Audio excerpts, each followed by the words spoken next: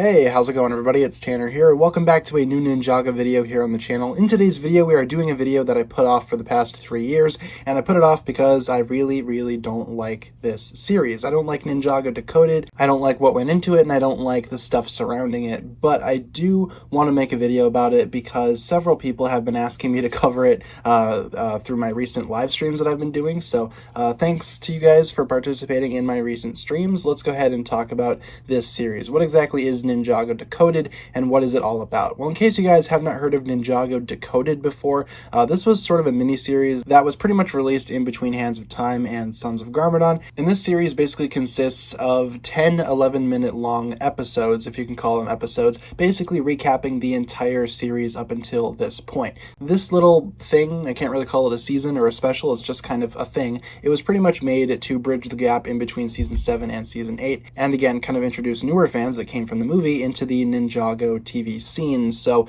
pretty much it was just a guide for newer Ninjago fans because the movie was always kind of set up to bring in more fans into the TV series, and obviously they would need to get a little bit of a recap before they went straight into Sons of Garmadon. So that's what this series is pretty much trying to be. Now this series has a whole lot of different sections based on a lot of different stuff, and I do have to admit that the actual organization and selection of these things are really nice. You have a section for Legacy, you have a section for Vehicles and Mechs, you have some for the Elemental Masters, one for the Rise of Garmadon, obviously setting up, Season 8, and you got a little bit of other things as well here. The actual setup is pretty good. What I don't really like is the execution, and that's kind of where I kind of bring in my complaints. Now, I have seen this series. I remember watching it when it came out way back in the day. Again, this video is kind of 3 years late, but you know what they say, better late than never, right? But anyway, the reason why I never really got around to making this, and the reason why I really didn't like this, was because of the execution. As I said again, the actual, footage that they use in this series is kind of taken from Hands of Time,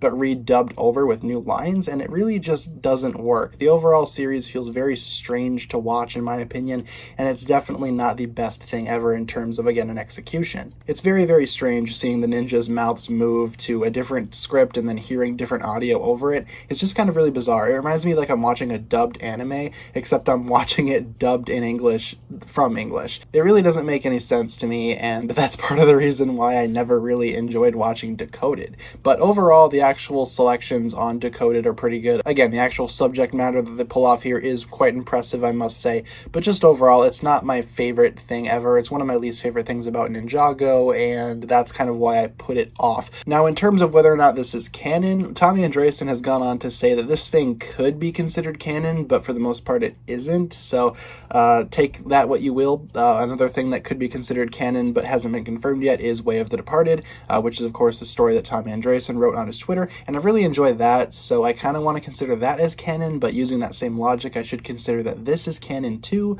but I'm not so sure. Some stuff that happens in Decoded are, for example, the Overlord returns and he's the main bad guy, obviously not in physical form but in his digital form again, in the Decoded realm or whatever you would call this, and also Zane remembers the events of Skybound. Those are pretty much the big two things that kind of, support this being canon, but at the same time, I don't really know if it is. Again, there hasn't been a direct confirmation as to whether or not Decoded is canon or not, so for the sake of the actual Ninjago timeline, I'm going to go ahead and say that it's not. Of course, that would mean something like Way of the Departed is also not canon, which it isn't. I mean, that's pretty much just on its own. Again, it could be considered canon, but it's not confirmed. This is in the same boat. So hopefully you guys enjoyed this look at Decoded. There's not a whole lot of stuff going on here. Again, just basically a big recap of the entire Ninjago series, just to get new fans excited for Sons of Garmadon. That's pretty much all there is to it.